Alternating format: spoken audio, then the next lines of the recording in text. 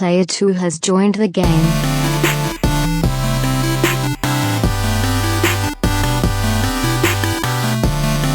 Hey, yo, what's up, everybody, and welcome to episode 148 of the Two Player Co-op Podcast. As always, I'm one of your hosts here, Kevin, along with my brother from my mother, Sean. How we doing? Fantastic. If this is the first time you are seeing us, we are the Best of Memphis nominated podcast. We're not sure on the results yet. Do you know when they released that? It said they're going to be in like the September issue of whatever that was, Memphis Flyer. Yeah. But I don't know if like it'll be announced online And before then that. show up there. And then they'll, Yeah. but yeah. Well, we We'll are the Best of Memphis nominated Two Player Co-op podcast. Where every week, pretty much, We're at least the 10th best podcast in Memphis. oh yes, we have 12 here. I'm kidding. But this is where we get together every week and we discuss everything we think you need to know about in the world of video games. We talk about everything that we've been playing, and we probably have some witty banter at the top and all that other fun stuff. And then we end the episode by doing some little "Did you know" section on some video game trivia. If you like that, make sure you hit the like button, hit the subscribe button. I always do this point thing, but I can never remember. Yeah, the likes are... Wait, no. The likes are over. Hit the like button, here. hit the subscribe button, share the video with your friends and family, and all that other fun stuff. We really do appreciate it. I want to give a shout out to our Patreon producers. If you didn't know, you can go to patreon.com/twoplayercoop. If you would like to pledge and help us continue to make the amazing content that we make here. I want to give a shout out to our producers, Steve Appleton and James Solar, as well as our Two Player Co-op affiliate, Logan Wilkinson. Speaking of Patreon, if you do pledge at the $10 or above tier, you will get a bonus episode of content every month. Spoiler alert, the episode for this month will be going live this Friday. And we're going to run through our top 10 favorite video game systems, because there might be a handheld or two in there. There might be a handheld in there. Our favorite video game systems of all time. Yes. This was fun. I can't wait to talk about it. We're going to record it as soon as we're done recording the main podcast. But yes, it will be up for $10 and above patrons this Friday, August the 30th. Nailed it. But thank you guys so much for pledging. It means the world to us. It really does mean more than you'll ever know. Thank you guys so much. If you want merch, you can always go to teespring.com/stores/twoplayercoop. We'll talk about Twitch here in a little bit, but we do have a Twitch channel, twitch.tv/twoplayer_coop. Make sure you go over there and see all the nonsense that we're doing there. You don't need to vote for us in the podcast contest anymore because it's closed. So, last night, so we're recording this Sunday night, August the 25th. And by the way, we're probably about to be in another freaking thunderstorm 2 weeks in a row. I saw it rolling in, yeah. So we got lucky last week in our 2-hour episode that we did not lose power. I really hope that's the case again this week, but we do have some thunderstorms rolling in. If something goes haywire, I'll fix it on the back end, I guess. I'll try. I don't know. But last night we went to the Twitch Memphis Meetup for the first time. Now, this is their... Do you know how many of these they've done? 3, 4, something like that? Oh, I thought this was only the second, but I could be wrong. I think it's the third. Okay. But Sean and I went out there. We were repping Two Player Co-op. It was a lot of fun. It was the first time we've had all of the, like... The core... Yeah, core group. 7. 7? 1, 2. Doesn't rhyme, but... The... Magnificent 7. That doesn't rhyme either. Heavenly Sevenly. Kevin was 7 when he went to heaven. I used to hear that a lot. But it was the first time we had the core group of Nerd 901 all in the same building together. We would have had it a week ago. Well, no, because Melody wasn't there either, so it wasn't just on me when we had our planning meeting. But went to Rec Room, our favorite bar in Memphis, had a blast. It was funny to see that the band was playing. And that when Adam was like, they were not supposed to be here, I'm like, that makes more sense. Because why are you trying to do a meetup where people can talk and like network and conversate and all this? I hate that word. I don't know why I just said it. And then you got a band playing. Telling all your thoughts on God, because I really like to meet her. Did they play that or did I dream that? That was pretty good. It was? No, they played that, and that's Okay. the one you thought was Goo Goo Dolls. I said, At no, first, that's Dishwalla. no, I didn't. Once it started going, I knew it wasn't, but it was like something about the first few chords in that song sounds like Goo Goo Dolls, and I was just, because they had just played Slides. But so you, I was like, like, I nailed that? you nailed that. Okay, I'll never try it again. I'm retiring from That's singing. because you're doing the falsetto. Yeah. We had a blast. I now that I know. It was a good time. It was nice to finally put some faces to names. Yeah, we got to meet Jose, Beale Street Bully. We got to meet. We finally got to meet Melody face to face. I've talked to Melody a million times on Skypes and podcasts and Twitter and everything, but to finally get to meet her was awesome. A bunch of other people. Jose is a beautiful person. Yeah, shout out to Jose. He's awesome. We'll get to spend a lot of time with him coming up here in the next couple months. Stay tuned. More on that later. We got something fun coming up. I'll leave it at that. I can't wait. But yeah, it was a blast. Yeah. What else? What other? Oh, so D23 was this weekend. Not timeout. Yeah, I'm sure it's obvious, but I don't know. What's the 23? Why 23? I don't. I know it, but Okay, you I don't always know. forget Okay. it. Yeah, I just couldn't. I wasn't sure. It's a Google away, but I haven't felt compelled to actually look it up. I just didn't know why it's 23. Yeah. And me. D23 was this weekend. There wasn't a lot of stuff to talk about, but a few things that popped up to me. Tom Holland was there. He said it's been a long week. It's been very stressful. I want you to know I love you all 3,000. All right, let me just jump in here. I still don't think we know what's happening. So I watched Endgame again today. Yes. For just the first time since opening night. It's Perfect? my favorite movie ever. I think I'm okay with saying that. I mean, I can't argue it, but wow. Because if it's not that, then what is it? Dark Knight. Dark Knight. Jurassic Park. Jurassic Park, the original, is definitely up there. Part of it is that none of them can top this in action.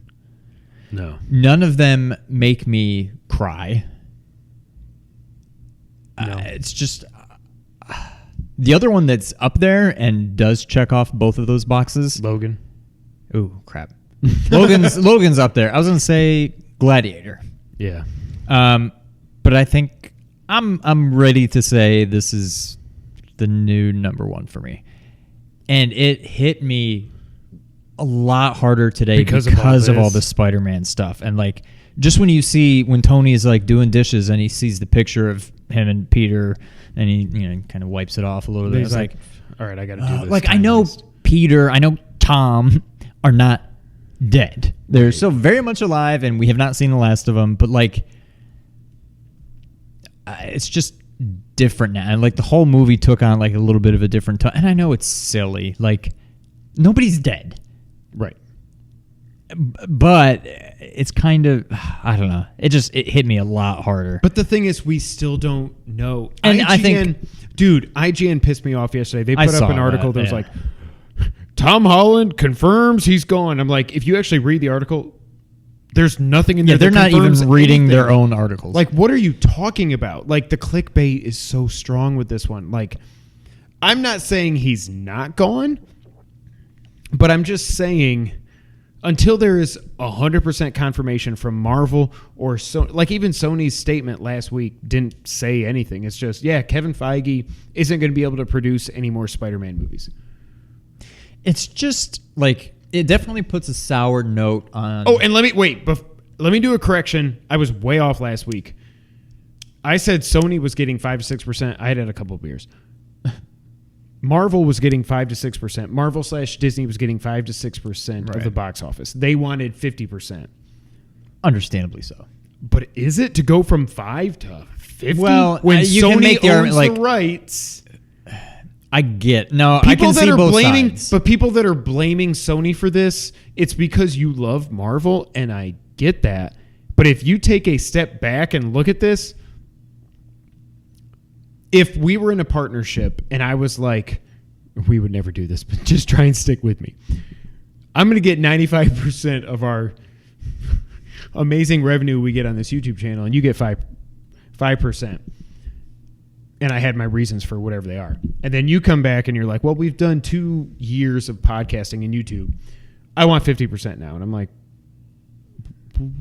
maybe like 15, 20? Like, why are you jumping all the way to 50%? But what if I was the brainchild behind this podcast? What if I came up with this idea and I created this podcast or whatever, and then... Now, I get it. It's a business deal has been done, whether I like the deal as it is or not, I have sold the rights to this podcast to you. That's the thing. Say that you came up. Right. So I get I see co-op. both sides. Right. I do get it. However, Stephen A. I know I get it because it's a business decision. Whether I like it, whether Sony likes it, whether Marvel likes it, whether or not anybody likes it, it is what it is. You need to honor it. But like when you just sit back and look, part of me wants to just be like, we'll still get more Tom Holland Spider-Man movie. So really, who cares? And honestly, like I was going to say, it puts a sour note on Phase 4. Because as of right now, I am not even close to being sold on Phase 4. We'll talk about this in a second. Or Phase 4, 5, 6, just everything going forward at this point. Until you start bringing in Fantastic Four and X-Men. I don't even and care about Fantastic Four. I don't X-Men, either. yes. X-Men, Fantastic yes. Four, I don't care. But like Spider-Man was kind of it. It's like all I really cared about. It was the only thing that was really tying me to this new phase of the MCU. But since we've seen this Spider-Man in the MCU, he's been like this with Iron Man. And with Iron Man now gone, we got that was Far one of the From reasons Home, that he... which was still very much about Iron Man, kind of. Like, well, that's the thing. The reason he did what he did is because he thought Spidey could be the new Iron Man. I think Happy said that in Far From Home. Yeah. So how do you just him out of the MCU? It's just... Yeah. We're not going to get a new Spider-Man movie anytime sooner than summer 2022, which means it won't film until early 2021. We have a year and a half to figure this out. I'm still actually fairly confident it will get resolved. My thing is just the people that are just defaulting to saying Sony effed this up. I don't think that's the right way to look at this, especially when Disney owns the entire world. They're making money hand over fist anyway, whatever that means. I don't know what it means. Like, even if Spider-Man, whatever the next one's called, makes another $1 billion. Home Away From Home. Does Marvel or Disney really care if they make $500 million, $50 million or $500 million? Right. That's like a drop in the bucket to them. So I can get the hate towards Disney and all this. I get it. And when it comes down to it, they're probably the ones at fault. And they're also the ones that can make it right. They can just be like, all right, 10%. Or just go back to 5%. Who cares? Like, they're making so much money. But, like, I think 75-25 I would think they could fair. budge on that 50% and just deal with it. It's like the same thing. Let me put it this way. Let's assume that the Metal Gear Solid movie actually happens and that it's actually good because Jordan Vogt Roberts seems like he knows what he's doing. Konami does not have any rights on it. They've sold those rights to Sony, even though Konami owns Metal Gear. Marv, you see what I'm doing here. Say they make Metal Gear Solid 1, Metal Gear Solid 2. I'm not saying it follows the games, but they make two movies and they're both successful and they both make right around $1 billion and they're critically well received and all this. And then Konami, who no one likes, comes in the picture and is like, we want half the money now. It's all... The reaction would be completely different. The reason people are reacting the way they are is that we like Marvel. And I'm not saying you shouldn't react that way. I'm just saying if it were the same situation where you flip-flop the side that you like and the side that you don't like, people have a completely different reaction to this. That's my point. I'm not saying Sony... I mean, like I said on Twitter last week, I'm like, will Sony screw this up? I mean, probably. But they did do Spider-Verse. You know, like... And the original movies, 1 and 2, were really, really good. 3 was not at all. Amazing Spider-Man, 1 was okay. 2 jumped the shark. I don't know. My thing is, you can't just blame Sony because you love Marvel. Yeah. Because, like I said, if it was the same thing, Sony and Konami, reactions would be a complete 180, period. Yeah. I don't know. I do... still think it's going to get resolved. What will be very telling... I think it will. I don't know what I think they worked something out to where Venom can still come into this. Because I really think, like I said last week, I think that's what they want. Do Spider-Man 3 and then Spider-Man 4 is Spidey versus Venom. I don't know what the next movies are in Phase 4. I can't keep track of what's TV and what's Disney Plus. All the ones that sound good to me, honestly, are the TV shows. Is And now, Doctor granted, Strange that's a movie? That's a movie. Okay. And then the Shang-Chi, what's his name? Yes. Is that it? Shang-Chi? Yeah. That doesn't sound right, but maybe I'm right. I don't care about that. No. If that now, granted, nobody's expecting that to come out and make $1 billion. But it however, will if because that China, comes out, it will. Well, okay, It will. that's It will true. easily make $1 billion just because of that. I was gonna say if that comes out and just flops, you might see Marvel be a little bit more willing We'll to take 5%. budge. Yeah, Yeah. just give us Spider-Man back, please. So we'll see. I don't know. Are we talking about Disney Plus, or is this it right now? It's just what's under the witty banter. Mandalorian does launch November 12th when it launches. In general, I cannot wait for this. That looks amazing. I mean, Disney Plus in Okay. general, but The Mandalorian that. looks freaking insane. and obviously something else that. I mean, Yes. we can go ahead and talk. We about don't know that. when it's coming, The Obi-Wan. oh my God. Like he came out on stage and was like, yep, I'm Obi-Wan. That's going to be awesome. It'll just be cool. Just give me all the Disney and Pixar movies, all the Marvel movies, all the I'll Star finally Wars. catch Just up give on me everything. all of them. Yeah. Like, take my $7 a month or whatever it is. Or, $12.99. well, and that's if you get the That's Hulu bundle. Plus. But I would mean, like I'll probably, to have ESPN yeah, Plus I'll too, probably just so like do if that. the Yankees are playing, I'm like, boom. But I just found out today. Now, granted, I know almost nothing about what happens in the comic books, so maybe this is somehow right as it should be. Did you know this WandaVision thing? We're doing this way too early in the podcast. WandaVision? Is it actually in the 50s? That I don't know. Okay. Well, it can't be the 50s. That was rumored. I'm just saying that was the rumors were that somehow this took place in the 1950s. I don't know how, but continue. Well, I just found out this is like borderline. Maybe I'm overgeneralizing here to make a point, but this sounds like it's like a sitcom. Oh, Like there are going to be like there's Laugh still tracks? like I don't know about laugh tracks, but there are going to be like humorous element. Like people have this one thing I saw kind of described it as such. Oh, did they There's show like footage? a wacky neighbor character and like I mean, I didn't care about this to begin with, and now I care even less. I didn't care about it too much, but I could see maybe getting into it. I couldn't. I thought it was a joke when I was reading that. So I don't know. Maybe I'm oversimplifying it. I'm going to see if I can find the tweet now. But Well, I'm excited for The Mandalorian. That's enough to get me to sign up on day one and catching up on all the MCU movies that I've missed. I'm excited for Falcon and the Winter Soldier. I think that's 2021. Correct me if I'm wrong in the comments. I think they said 2021. But like, I saw a tweet today that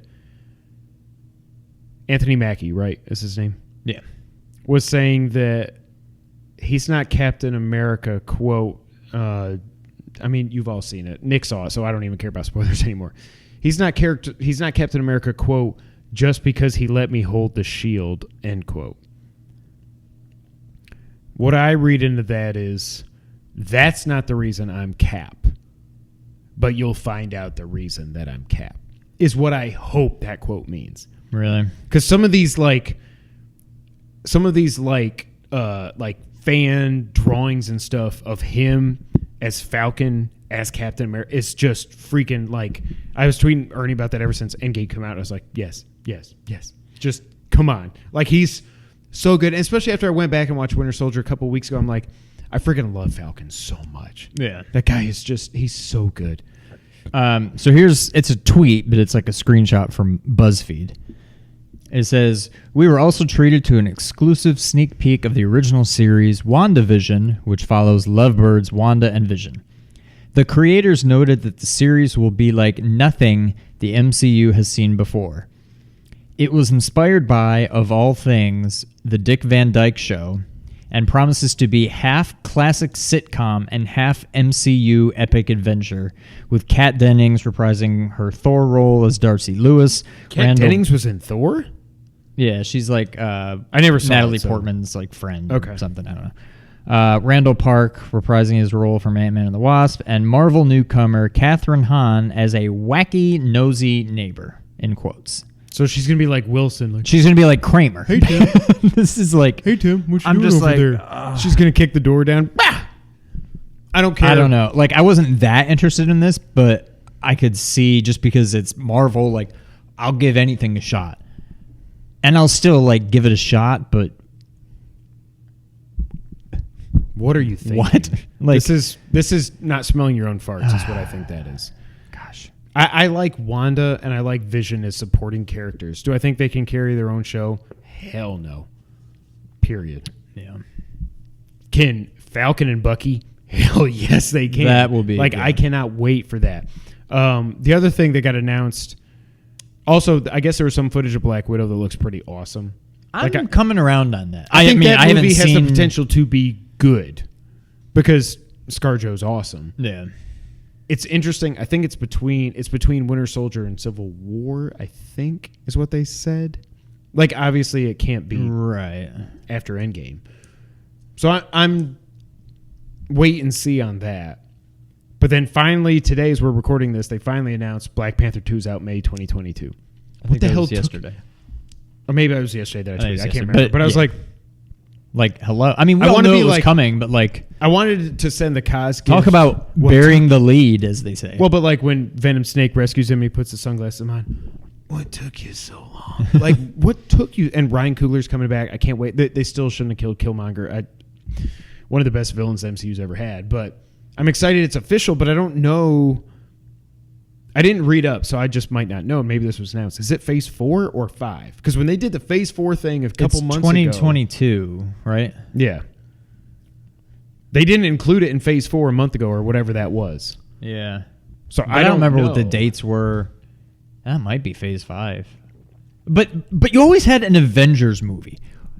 What is going to separate? When are they going to be like, Phase 5 starts here? After the wacky, Line in the sand. wacky neighbor Like- kicks the door down and lights it on fire. Like you always had. Now I know some of them. Gosh, what was it? Like Phase 2, technically there was something after Avengers 2 that they still consider part of Phase 2, but Winter Soldier? Or was that Phase 3? no, I want to say it was like, I'm trying to think of what came out, because Avengers ended Phase 1, Right. but Phase 2, or maybe it was. No, it wouldn't be Spider-Man. That would have been a while after. Whatever, I think it had to be the first movie that came out after Ultron was technically still part of Phase 2, I think. And it was kind of a weird one. I don't remember what it was now. But now, like, what do you have, regardless of What are you building to? how they consider it? Yeah, like, when does Phase 4, and I'm sure they are building to something. Now, without Spider-Man, those plans may change, but... I think it all gets fixed still. Ant-Man was technically There the you end go. of Phase 2. Okay, yeah. Still haven't seen it. That's It's one of those. good. I got Disney Plus, whatever. I think after I have Disney Plus, I'll watch pretty much everything except those 3 horrible I need to go back and watch Thor, because I've I don't seen wanna it, but watch I feel like Thor 2, and Incredible Hulk can just kick rocks. I'm not going to waste 6 hours of my life watching those movies. I think Thor is okay, but I've never I've never watched it and really given it. I think I've come across it on like FX and had Yeah. it on, but I was doing something else kind of thing, and I wasn't really invested in it. I think I do need to watch that one. Incredible Hulk, I couldn't get into. I literally, I mean, I was on a plane, but like, I fell asleep. I tried to watch it, couldn't make it through. Thor 2, I just have zero interest in it. Nothing I've heard about the movie makes me want to see it, so I'm just like, whatever. What's her name gets the aether in her, and she like goes crazy or something, and that's And then basically Rocket steals it. and then Rocket sucks it back out of her, and then they get the stone. But You gotta know that it's not a stone, okay? The ethers. Is he asleep over there? No, I think he's I dead. think he's dead. God, it's so good. Oh, I feel like I should watch that every week, just for the rest of my life. Like, it would never get old. There's no part of that movie that would get old. It's that good. Yeah. I thought going back, like when I was watching it, when it got to the part with Thor and Asgard, and Rocket. To me, I was thinking that was the part. If there was a low part to the movie, New I was kind of Asgard, you thinking, no, Asgard. When they go back to get the Aether. Oh, okay. Thor and Sorry, Rocket. okay. I was thinking that was kind of the low part. And I guess it probably is, but the part where with his mom when he's and talking to his everything, mother and she's like, so no, good. you are not the Thor I know. Like, I totally time traveled here. right. She's like, I know. Like, I was just like, oh God. It's like, so good. And she's like, no. And he's like, but you got to know But that no, today. no, I just- no, no. This isn't about me. Yeah. Oh, Yeah. it's so damn good. It's so damn good. Anything else? No, that's all I got. Sean, what have you been playing this week? I'll let you cover the main one, but I did a little more Mario Maker. I've made what's probably going to be my last level, at least for the foreseeable future. It was the one I told you about 2-3 weeks ago where I'm like, I've got this idea. I was going to call it the Hero of Time. I'm like, so I made it. And then once I actually started making it, I was like, this is going to be so cool. And then once I made it, I'm like, I wish I could have done so much more with this. And like I used up the full Everything. length of the level and the full length of the underworld. Like I feel like I did as much as I could have. Did you make it Mario 1? Mario World. Oh. So I've got a few levels lined up for you to play. I don't know that I'm going to make any more until I get struck by some kind of weird creative bug, but and then what we played. So I haven't played Mario Maker. I've just been too busy at work and stuff. I've got a couple ideas for levels. I just haven't been able to sit down and do it. If you were watching Friday night, we went back on twitch.tv/2player_co-op and we said, what the hell? We love Call of Duty online multiplayer shooters, don't we, Sean? We sure do. So let's try out this Modern Warfare 2v2 gunfight alpha. My God. So the way this alpha worked was it was 2v2 or sometimes 2v1, depending on who joins the game. And you kill the other two or one player on the other team, you win that round. So rounds can take 10 seconds. With us, they could take 2. And then it's first to win 6 rounds wins, and then that's it. And we streamed this, and I knew it was going to be bad. Like, I knew it was going to be really, really bad. Wait, what is that? Really? What movie am I thinking of? I don't know. Oh, Joker. It's going to be really, really bad. Because that's what I was thinking of. God almighty, why did I think of Suicide Squad? That's how bad this game was. We suck. We absolutely suck. I thought about uploading this to our YouTube channel. If we were even competent, we were not. I don't know. Should I? I don't think anybody that knows us would have expected any more out of us. It was bad. It was really bad. Like, just upload this and call it Call of Duty. Just that I'm going to call it, if I upload, we suck at Call of Duty, Modern Warfare Alpha 2v2 gunfight, blah, blah, blah. Like, this was horrible. Like, at one point, we got matched up against somebody that was using mouse and keyboard. And I'm like, what? Yeah, as if we stood a chance before that. We definitely stood no chance there. I think if we were both using mouse and keyboard against a 5-year-old using a control pad, I think we still would have lost. But, like, what did you think? Like, the game's pretty. I get if you're good that I think, like, I was talking to Paul about it last night at the Twitch meetup, and he's like, no, you can actually, even on a small map, if you know what you're doing, and I'm like, I don't. If you know what you're doing, you can actually extend those matches for at least a couple of minutes, 2, 3, 4 minutes, whatever, or those rounds, I should say. But I'm like, I don't. And it's like, we were talking in the ride home last night. It's like, even when we would see somebody and we'd have him dead to rights, I'd be like, oh, there's somebody.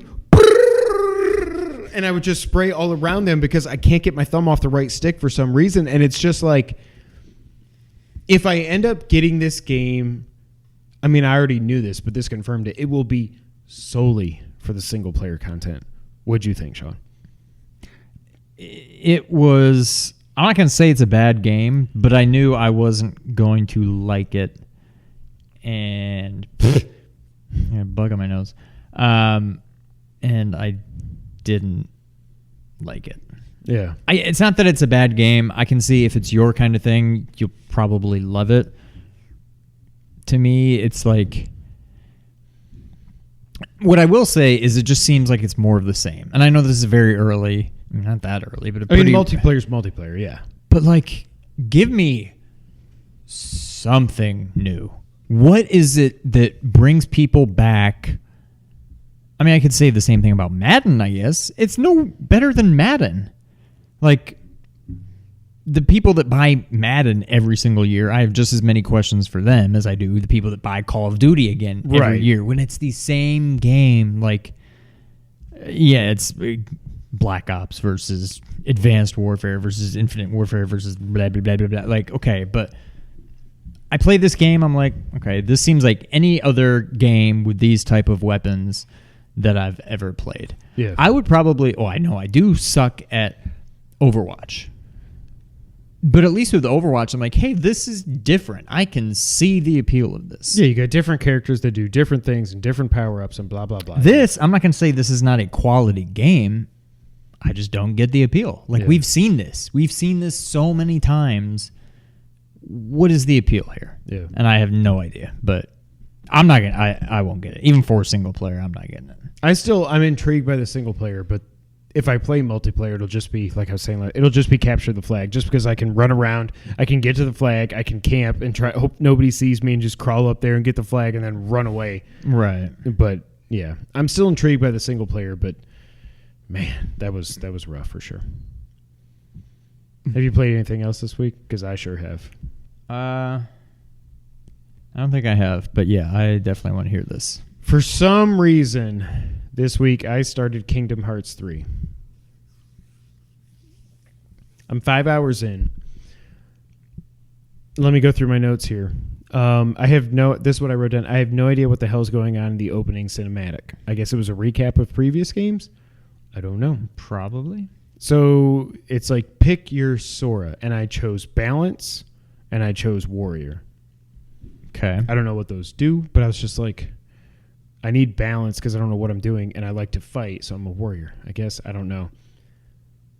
There's something right before you go to the first world that is a big, like, inside joke that everybody's in on.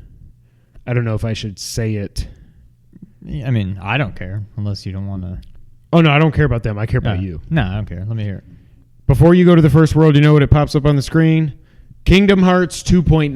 And I was like, oh, that's right. You sons of bitches. I cannot believe you did this. But they're making fun of themselves for 2.8 and 2.5. But I thought there already was a 2.9. No, there was 2.8. Oh, okay. And final prologue. And there was 350. What was it? 358 over 2 days. Is that how you say it? For some reason.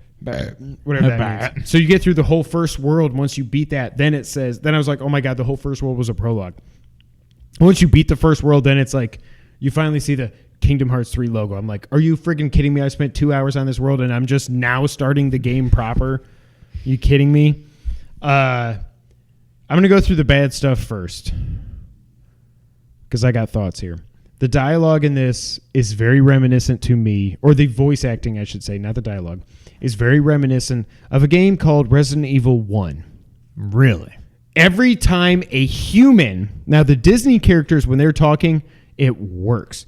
Every time Sora or some freaking wizard guy or this dude that looks like Big Boss Zigzar or something, I don't know what his name is, whenever they talk, it's like, whoa, hey there, Goofy, nice to see you on this planet. And I'm like, what the hell are you saying? The voice acting in this is driving me up the wall. I absolutely hate the controls in this game. Could you switch your controls in previous Kingdom Hearts games? Because let me tell you this. I'm playing on PlayStation 4. X to attack, square to dodge, and circle to jump it's all wrong. It's all completely wrong. I think that's how it's always been. Square should attack. What should X do? Jump. What should circle do? Dodge. Because that's what you do in games. That's how that's like, why are you doing this? And you cannot change it. All you could do is when you're choosing your I don't remember what it is, magic or something over here in your thing in the bottom left, You can either use up, down on the D-pad to change it or L2 to change it. That's all that you can change. Horrible. I've gotten used to it. What I tell myself is, but wait a minute, in Zelda games, or at least like in 2D Zelda games, B attacks, I think. Yeah. Which is the PlayStation equivalent of X. So it's like, okay, I'm wrapping my mind around that, whatever, but it pisses me off. I don't know how to manage my part. Do I stay with Donald and Goofy this whole time? Is that how they always are? Or do they get swapped out? When you go to the different worlds, I've got a random, I'm not going to say the name because I don't want to spoil how it starts and everything, but a random Disney character is helping me out in the first world in some instances. So there are times where I'll go all the way back to Kingdom Hearts 1. When you go to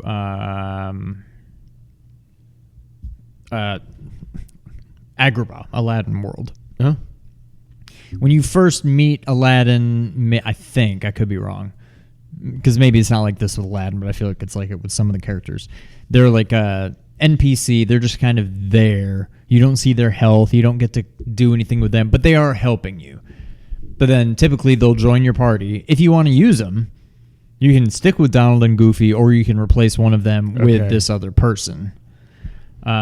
Usually they are better than both Donald and Goofy, but there are times where, at least in the first one, I can't remember if there's anything like it in the second one, there's like these Trinity marks that you need Donald and Goofy, and you do, the three of you do like a special thing, and you open something or get something, whatever. And so if you have like Aladdin instead of Donald or Goofy, you can't activate that until you swap him out and come back there with Donald and Goofy. So they do stuff like that. So I'm assuming that's how 3 is. The only thing I've seen so at least far, going to be if you get further. I haven't had a chance to swap them out. It's just random Disney character, and I'm in the next big Disney World now. I got to that last night. The first one, the guy, I'll just say the guy, I'm not going to say who it is, but he helps me at some points, and then he disappears, and then he comes back for the boss fight, which is cool. So I don't know if I can, but I don't know what I'm supposed to do. It's every time I get low on HP, my HP just goes back up. I've got potions and stuff, so I don't know if that's normal. Do they like auto replenish or something? I don't know. I know I've got some ability. Once I finally found out I have abilities and I have to check stuff on or off and stuff, that if my party members are low on HP, I automatically heal them. So I don't know if they auto heal me. Maybe I don't know. You should be able to set it that way. Okay. Oh, they have there's abilities for them too. I need to at least in the first. I've played I played a lot of the second one, but I played way more of the first one. And in the first one, you can tell your guys like, "Hey, Donald, I want you to heal anybody like 10% immediately or lower, whatever." You can't get into like that kind of level, but you can say, "Do it." I think it even says like always, sometimes, or seldomly, or something like that, to where are they going to heal you as soon as you get attacked? Are they going to heal you when you're like 50%? Are they going to heal you not till you're almost dead? Okay. You have that kind of level of control over them. But yeah, I couldn't tell you what they do in the third. But okay. I keep hearing all these names, and I hear names like Aqua, Riku, yep, Ventus, Roxas, which we talked about that a little bit, so I kind of get who that is, but this game is as confusing as I thought it would be. And I don't mean that in a bad way. It's just, it's everything I thought it would be. It's the most confusing game I've ever played in my life. Apparently people in the past, games were deconstructed and reconstructed under new names. Is that what the whole Roxas thing is? They become data. There's all this talk about data, and he's like, oh, he's in the data. Like somebody's. They started getting. You lose your heart and you go into a computer. What? I don't even I don't understand anything about this game at all. But they're talking about. There's all this stuff about data. Like take that for data. Like there's so much data talk about this. They start getting into that in 2. Okay. And I don't know if they expand on it and like apparently the other ones, but yeah. There's no auto saving, which is driving me nuts because the only time you can actually save your game is you have to get to an actual save point. Right. I feel like we've moved past that in video games. Like it should just auto save all the time. Period. It does not, especially when I'm getting to the point where I'm sick of playing the game. I'm like, oh my God, I got to find a save point, or I'm never going to play this again because I'm not going to go back and replay this last 45 minutes because it'll piss me off. I'm not going to do it. It pissed me off. Also, the cutscenes in this How have they been in 1 and 2 for you? Are they extremely long and extremely often and incredibly close? They are.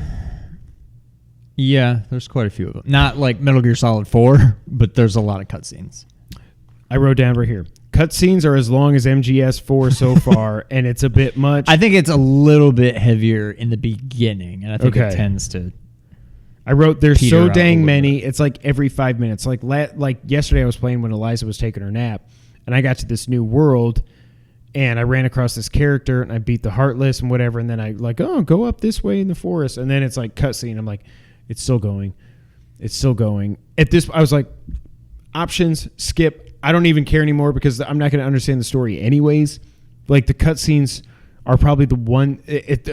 My two main, after all this that I've said, I'm actually having fun with this. Let me do say that. My two complaints are the amount of cutscenes and the length of those cutscenes and the frequency of said cutscenes, and the saving mechanic is stupid. For a game this big, it should, every time you run up on a group of Heartless and you beat them, it should autosave. Period. It's stupid that it doesn't do that. I could see that. I mean, it's one of those, do you think it's adding... You don't want to make the game too easy. No, but I don't want to have to go for I shouldn't have to go for an hour between save points. Yeah, see, that's different. And the other ones... They are few and far between here. Really? Yeah. I mean, maybe it's different in this one. But the other ones, I never thought they were terribly far apart. One other thing, you said in the past God of War is a button masher. I have said that. Yes. This is a button masher. What the hell am I? Is this what Final Fantasy 15 was? I'm just going X, X, X, X. R1 to target, X, X, X, X, X, X, X. Oh, the thing popped up. I pushed triangle to go to my second form, or I do I will say, there's a lot of, yes. The special attacks are, I don't even know what they're calling this. They're freaking But you learn awesome. some new things where you can be like, X, X, X, X, like 4-hit combo, whatever. And then maybe you'll learn something where if you hold X, you can go like X, X, hold X, and you might go hit him up in the air or something. Yeah, and then you can hit circle to jump up, and then X, X, X, so it's not literally just X, X, X, X, X, X, X, X, X. But I mean, there is a lot of that, but the more you get into the game, I'm assuming in 3, you get more abilities and combos and stuff like that. All that being said, I am having fun with this game. I am. The cutscenes are starting, but I'm to the point now where I'm like, I'm in the world. I have to get to the end of the world and beat a boss. I have no idea what's going on in the story anyway, so why do I care about the cutscenes? Just skip them, and that'll make me a lot happier. You know what I mean? No, I can tell you right now, don't get too invested in the story, because even if you had played 1 and 2, let alone all the others, other ones, you'd probably still be... You'd maybe be slightly less confused, but you still would not know what's going on. Yeah. I would just say take it for just... It's a fun game. You get to play with Disney characters, and it's just fun, and don't worry about the story. There's been some cameos and some characters that I've interacted with that I didn't see coming, and they put a smile on my face. Yeah. And just seeing Donald and Goofy, as I'm walking and I'm flying around going X, X, X, X, X, and I look over and here's Goofy going, with his shield like he's Captain America or something.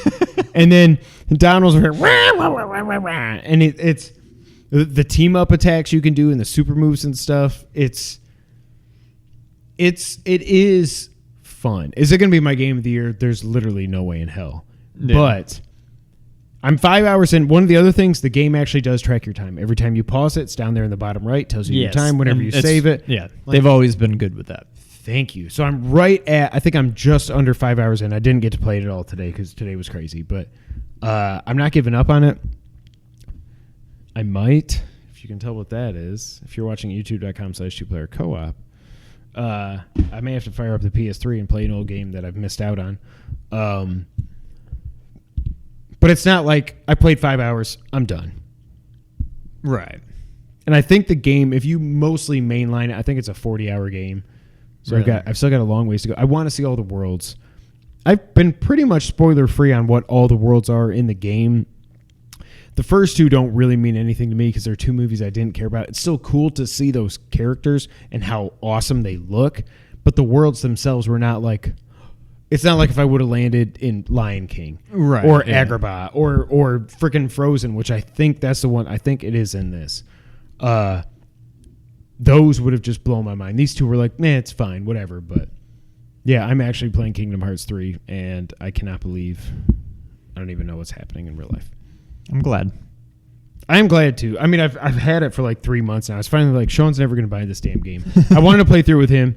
I don't know when he's going to buy it. You're going to buy it at some point. Yeah. But I was like, I got literally nothing else to play right now. I could go back and play RE2. I could go back and do New Game Plus on Horizon Zero Dawn or something. But I'm like, I bought this stupid game for $35, whatever it was. I should at least try it. And I'm glad I did. So we'll see where it ends up. Are you want to get the news of the week? Let's do it. We finally kind of know what the hell Death Stranding is actually about. This comes from IGN. There was an extra Death Stranding trailer being shown at Gamescom, and we've just seen it. Strap in, not us, IGN. Currently only being shown to those attending the Death Stranding booth at German show, the trailer called Briefing is a story cutscene seemingly from the earlier parts of the game, and it contextualizes much of what we've seen in previous trailers, particularly about Norman Reedus' Sam. Norman, I keep saying Norman. Did you hear that? Yes. About what Norman Reedus' Sam is aiming for in the game. Featuring Norman Reedus' Sam, Lindsay Wagner's Amelie, and Tommy Earl Jenkins' Die Hard Man. The trailer takes place this stupid game in what seems to be the Oval Office and features the two latter characters attempting to convince Sam to join their cause, to reconnect the fractured cities of the UCA, or the United Cities of America. The project was started years earlier by Amelie. How would you say that? Amelie? I don't know. Yeah. By Amy, who traveled from the east to west coast attempting to convince isolated settlements to join the UCA's chiral network. Amelie was used to warn the convoy of nearby BTs, the spectral predators we've seen in previous trailers. There's more of interest about Amelie. She's the new president of the UCA. That means Bridget, the bedridden president we saw in the release date trailer, who is also played by Lindsay Wagner, has seemingly died. We're told Amelie can no longer age, of course, looks exactly the same as when Sam last saw her 10 years ago, and she says her, quote, body is still on the beach, end quote. That implies she's connected to the game's other side in some way. The cutscene also shows a holographic reconstruction of her work filling the Oval Office, showing multiple cities and animations of what occurred, complete with video gamey bleeps and bloops. However, upon reaching Edge Knot City, which appears to be in the location of real-life L.A., we're told Amelie was kidnapped by the Homo Demons, a separatist group of terrorists that opposes the UCA's goal. She's being held in the city, but is somehow able to project her image to the East Coast to talk to Sam. This is so Kojima. Die Hard Man and Amelie ask Sam to take up her work, visiting the isolated settlements that agreed to join the UCA and connecting them to the chiral network using a Cupid. Cupid. Okay, I get it now. The floating necklace we've seen Sam carrying in multiple trailers. As we saw in the gameplay trailer earlier this week, Sam can place the Cupid in a terminal, connecting that location to the UCA's network. After being told his prospective mission, Sam refuses to help Amelie and Die Hard Man.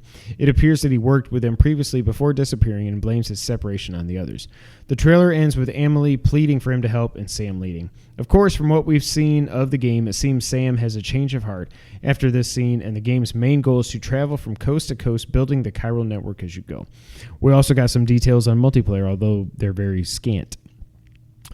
Speaking with IGN at Gamescom, Jeff Keighley talked about the multiplayer portion of Death Stranding that Kojima hasn't spoken too much about just yet.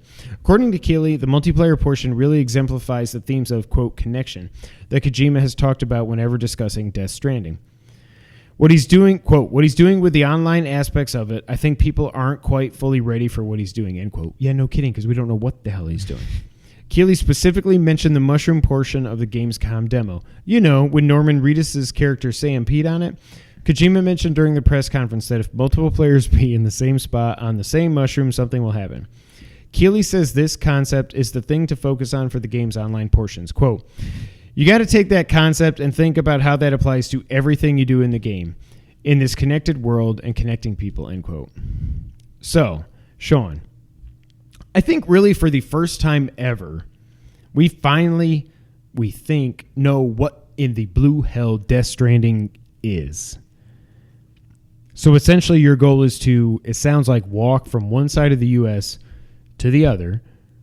And there was one point in the gameplay demo when Jeff Keighley comes up and then it zooms out to the map. You can see that a lot of the western part of the U.S. looks like it's all snow-covered mountains now. We've seen snow-covered mountains in the gameplay, like with Kojima, with him rocking his baby and all this other stuff.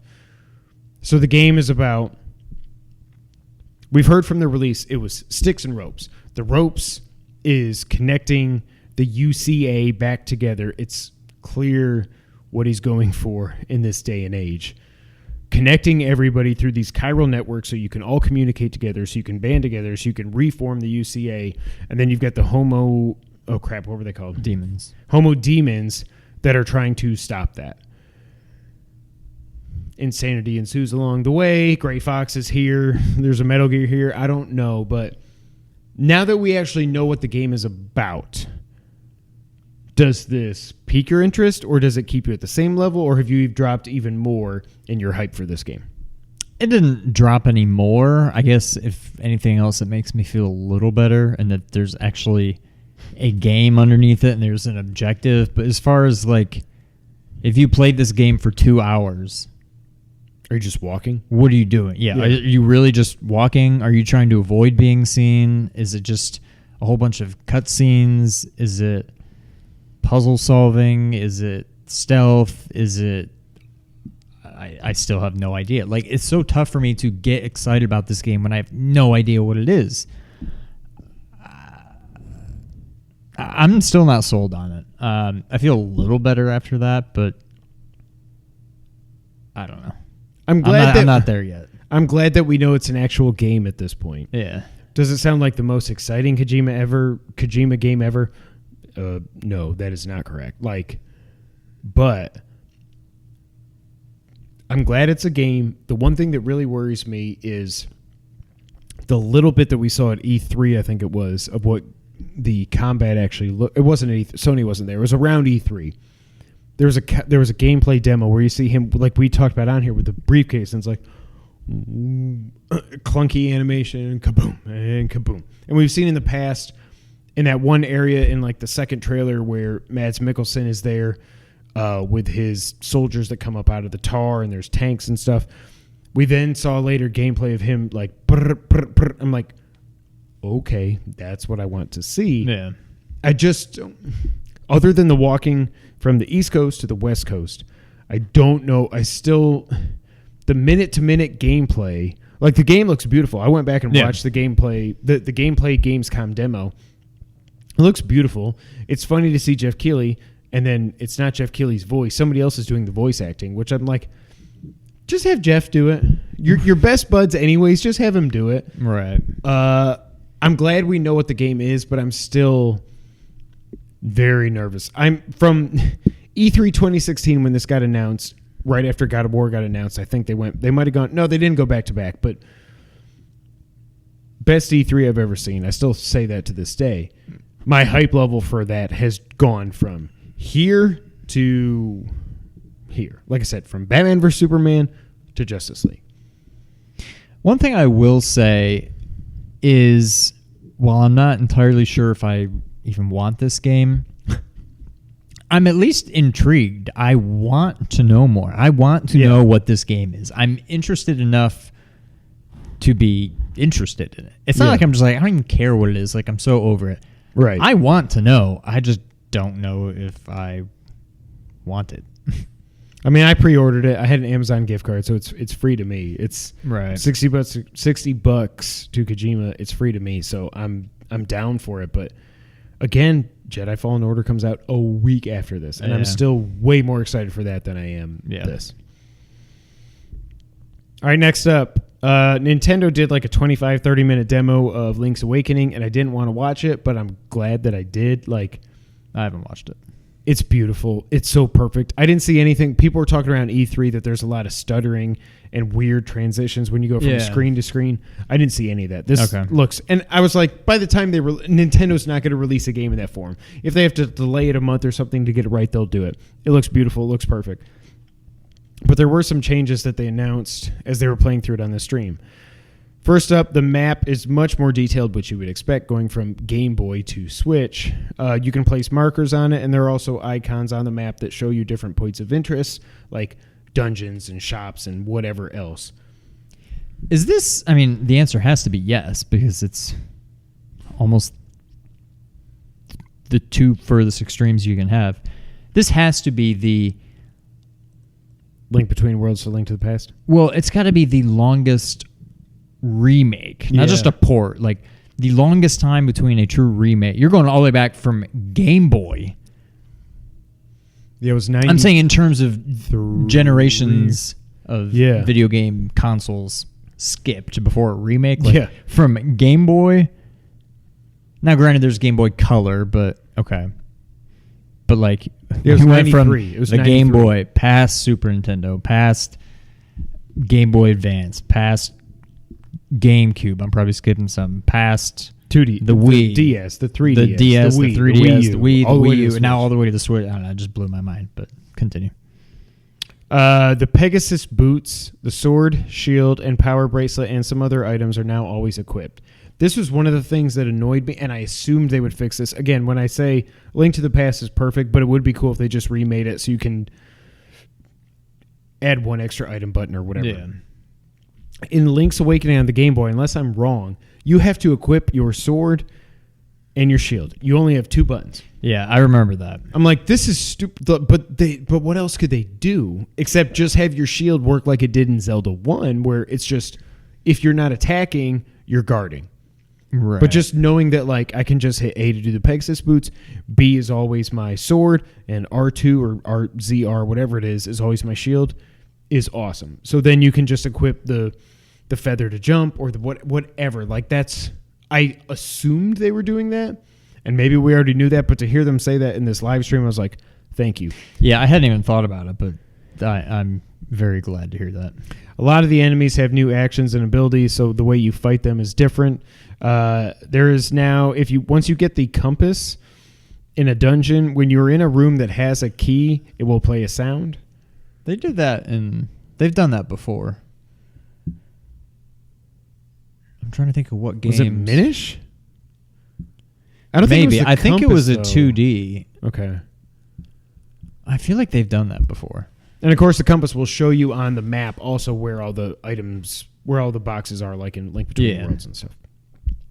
I saw a lot of, they didn't announce this, but when I was watching it, I kept seeing auto-saving, going back to Kingdom Hearts. As they were playing through this, I kept seeing auto-saving pop up all the time. I was like, thank you. That's stress-free. I like that. Yeah. And they've also added Spanish, Italian, and Dutch languages to the game. This looks so beautiful. This game, I can't wait. I cannot wait. If Resident Evil 2 ends up being my game of the year, then it probably should be one of my top 10 favorite games of all time. Because just watching them play this, I'm like, this is what I've been lacking in my life since Link Between Worlds came out 6 years ago at this point. We haven't had a new 2D Zelda that wasn't multiplayer since 2013.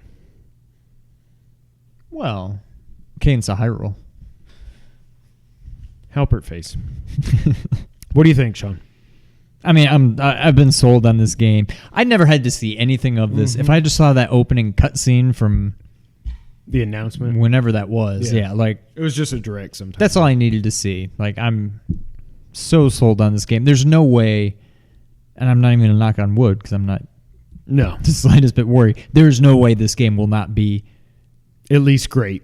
Yeah, I was going to say, at least great. Not even at least good, like at least great. Great to perfect. It's going to be somewhere in that range. Like, I don't see how this could be less than like a 9 out of 10. Yeah.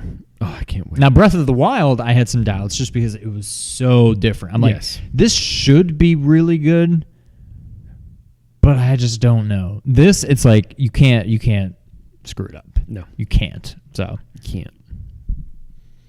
Last up here on the news, the PlayStation blog posted, I think it was 11 items about the Final Fantasy VII Remake, and it's a slow news week, so I want to run through these. Number 1, the interplay between Cloud and Barrett is glorious. The original's opening mission established the fractious... Is that a word? It's not in there. I just got it saved here because I didn't want you to know anything. Fractious relationship between Barrett, leader of the Avalanche Resistance Group, and Cloud, a former soldier in all caps. Yes. Now that's real? It's a group. Oh, okay. Yeah. And now Avalanche is merc for hire via a few lines of dialogue. The remake expands on that friction, making for numerous compelling cutscenes which emphasize Barrett's distrust in his former Shinra employee. The exchanges are also surprisingly funny, with Cloud's cold disinterest playing off Barrett's bristling anger perfectly. It's a double act. I mean, they had that. They did that pretty well in the first one, even though there was no actual dialogue. It was just on screen. But, like, I mean, that's... I can kind of picture how it's going to be, because that's exactly how they did it. Number 2, Avalanche is getting an overhaul as well. Jesse, Biggs, and Wedge round out Avalanche's troops during the bombing mission. They also get more dialogue and exchanges during the infiltration, helping flesh out their personalities. Side note, incidental dialogue pops up on the left side of the screen menu if you happen to be out of earshot at the time. Even when chatter was at a minimum, facial expression and body language on the new realistic character models speak volumes. I can't wait. You're going to cry. This is going to be so good. Number 3, you'll experience unseen moments in the mission for the first time. Remake's embellishment of the original take isn't restricted to story. During its presentation, Katase-san explained how certain sequences of Avalanche's mission were implied rather than shown in the original.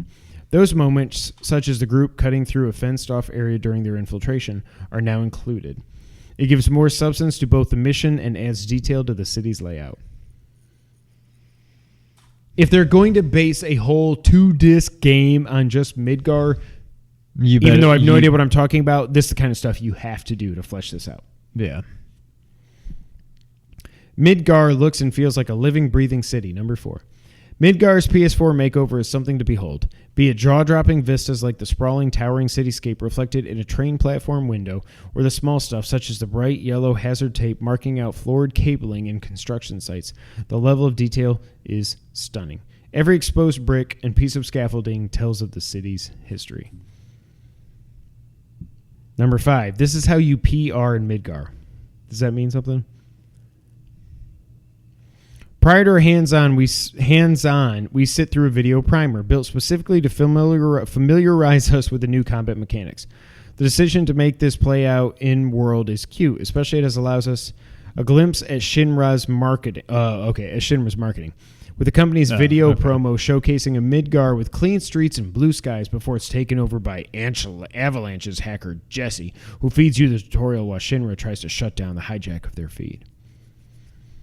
Number 6, not all Mako reactors are built the same. One would assume uniformity in a Shinra reactor interior design, given Midgar powered by the 8 stations of equal size and shape which ring the city. Not so, as one new nugget of world building is introduced in Remake. Responding to Barrett's exasperation at not knowing his way around, given it was one reason why he was hired by Avalanche, Cloud comments that every reactor has a different build. At least he's earning his pay with a strong sword arm. So were all the reactors the exact same thing? You just run in and bomb them? You only really see, I think, 2 of them. Okay. Maybe 3. I think just 2, really. But they were more or less identical. Okay. I'm still worried that unless they've changed the game so much to make the Midgar... Like, in the original game, Midgar is like the first, probably not even 25% of the game. There's no way this is 5 episodes long. Right. So I'm hoping they just make Midgar that much more... Maybe a lot of the story that you see unfold outside of Midgar maybe now happens in Midgar somehow, but like Midgar's not that much of the game. Yeah. Or it wasn't before. Right. That's the one thing that worries me. This can't... There's no way they can do it more than 3. That would just be stupid. Yes. Because you'd be on the PS6 by then. Right, yeah. Gosh, I don't know. Either way, I can't wait. Few more here. Number 7, Cloud's got 2 versions of his standard slash. Attacking enemies with a square button speeds up your ATB charge meter. It's a race to fill the bar quickly to get access to your special abilities. But there's also a more powerful version of the standard sword attack, which grants a bigger boost to your ATB if it lands, by holding the square button down for a few seconds. Number 8, and a unique ability that deals out more damage. On top of normal abilities and magic, every character has a unique ability, selectable with triangle. With Cloud, for example, it switches him from Operator to Punisher mode, a more aggressive, more powerful attack style with a longer reach. The trade-off, you're much slower. That's kind of cool. Number 9, Cloud Smash, Cloud Get Reward. Yes, treasure chests remain, though they've been redesigned to keep more in line with Midgar's unique aesthetic. But there are also Shinra crates and barrels dotted around most areas. Reap a reward for such carelessness by smashing them with your Buster Sword. Does that make any sense? I think it's just saying instead of seeing random like treasure chests in the middle of the city, it'll look like it's supposed to be there or something. Yeah, and it's something you just hit with your sword and break open to get it, I guess. I don't know. Number 10, your materia, so shiny. In Final Fantasy VII, holes in clothing and weapons are a design decision, not a sign of poor craftsmanship. These slots allow you to equip materia, mystic stones that grant you magical abilities. Every type has a different color, and these are no longer relegated to a menu. You'll notice a prick of color on your character where the materia is placed. Look close enough and you'll see them glow with an inner light. What the hell does that mean? Materia is just your magic abilities? Is that all it is? They're stones. Okay. And you can... They're infinity stones. Basically. Okay. And you can like equip them to your weapon or your armor. Like you may get a fire materia, and as long as you put it on your armor or your weapon, now you can cast fire. Okay. And if you put it on your weapon, it makes your weapon have like fire attack, so you do more damage to some like an ice creature. Yeah. And if you equip it on your armor, your defense, fire exactly. whatever, so yeah. it does stuff like that. So the end result is the same. But it's just how you apply it. The active, I guess the active ability is the same. The passive ability may be different depending if you put it on your weapon or your sword. I think they're just saying now you can actually see it. You'll see a little bit of a yellow or pink or whatever, like it flicker. Tells you what you got active or whatever. Right, yeah. And the last one, number 11, the glow of battle. As we said, it's the small touches that really hammer home the level of polish Square Enix is putting into Remake. Barrett's attacks are all long-range and built around his gun arm. Hold square for continuous unloading of ordnance at whatever enemy he's targeting. If you look closely at the tip of his gun barrel when you cease, you'll note an orange glow that will diminish as his gun cools down. So that was just like we did this cool graphical thing. Yeah. The other 10 things are like gameplay, but I'm so excited for this. Like, whatever it ends up being, however long it is, I'm just glad it's coming. I'm playing it day one. I'm going to wait on playing Watch Dogs Legion until I can get through this before I get Watch Dogs. Like, that's how excited I am for this game. Most of the stuff they have here means nothing to me. I don't even know what they're talking about, but any final thoughts on it, Sean? No, it's going to be great. Best case scenario, I play through this, and by the time I'm done with it, maybe I'm like, I hope there is 4, 5 more episodes. Like maybe I just won't want it to end, but it's gonna be good. Now the wrap up. The Uncharted movie, which won't die, has now lost its 5th director. What in the hell? Dan Trachtenberg is out as the director. Tom Holland is still set to star as young Nathan Drake. 5 directors. This movie's not happening. No, and it shouldn't happen. They're still saying December 2020 for this movie. There's literally no way in hell that that's happening. It's almost September. Yes, it's almost September at this point. They're not getting this movie made in 15 months. From beginning to end, CGI, post-pro, there is no friggin' way. Just stop, please. Monster Hunter World, their Iceborne expansion has a Horizon crossover. You can play as Aloy. I think they did that one other time, but it's just Aloy's awesome, so that makes me happy. Yeah. The rest of the Mortal Kombat 11 compact Combat Pack was detailed. You can now play as Joker. Well, you will be able to play as Joker, the Terminator, Spawn. I think they had already announced Sindel, Nightwolf, and Shang Tsung, who is captured. What's his name? Karyagawa, I think. There was Shang Tsung in Mortal Kombat the movie. I mean, he looks. Yeah, I mean, that is him. He's him. Also, The Legend of Zelda just celebrated its 32nd birthday. Hashtag Team Young. Hashtag we are old. Sean, did you know it's time for the Did You Know section of the podcast? I did. Let me see here. I should just delete what I've already done. I don't know why I'm saving everything. Probably. Metal Gear, Wario, Super Game Boy, Intellivision, which is actually a good one, or Kitty Got Wet, Uncharted. Oh, Kitty Got Wet. What was right before Intellivision? Super Game Boy. Yeah, let's do that one. Did you know how the Super Game Boy worked in the Super Nintendo?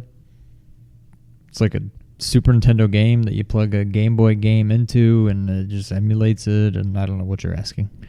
Since the Super Nintendo wasn't powerful enough to emulate a Game Boy with just software. I know, 16 bits can't emulate a crappy black and white 8-bit. I don't know.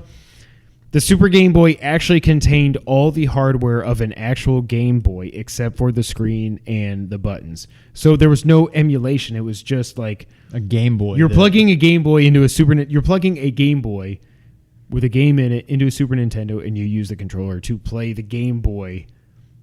So there's no emulation at all. It's an actual Game Boy without the screen and the buttons, plugged in your Super Nintendo that goes to the screen. I would never have guessed that. No, it's just weird. And it's not that fascinating, but I just thought it was a cool one, so I wanted to read it.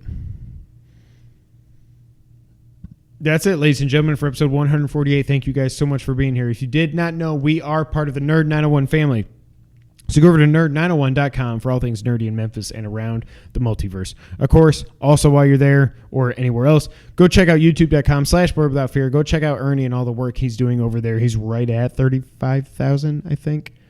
I think he's just shy of it the last time I looked. But if you care about comic books or anything comic related, go to youtube.com/boredwithoutfear. Our brother from another mother, Ernie. Murder. You can find us on Twitter. I'm at KevinWhite24. He's at Real Sean White. Together we're at 2player_co-op. If you didn't hear at the beginning, we do have a Patreon now. You can go to patreon.com/2player-co-op to pledge your support for 2-player co-op. Like I said, we are recording our first bonus episode right after we finish this. We're going to go through our top 10 favorite consoles of all time. It's going to be a lot of fun. If you want that or any other of the content, or you want to support any of the content we're doing and you want to get bonus content, go over to our Patreon page. Twitch.tv/2player_co-op. That's where we stream amazing MLG level gameplay like we did the Modern Warfare Alpha. If you're listening to us on audio services, go to youtube.com/2player-co-op. Drop a subscribe, drop a like. It means the world to us, and we really do appreciate it. If you do like audio, though, and I know Sean does. I love audio. You can hear us on Apple Podcasts, SoundCloud, Google, Spotify, Stitcher, and other audio services around the multiverse. Thank you guys so much for being here. Episode 148. We're getting up to a big number here pretty quick, aren't we? We certainly are. Stay tuned. But until that, well, not until that time, but until episode 149, Sean, go ahead and take us out. Thank you for playing.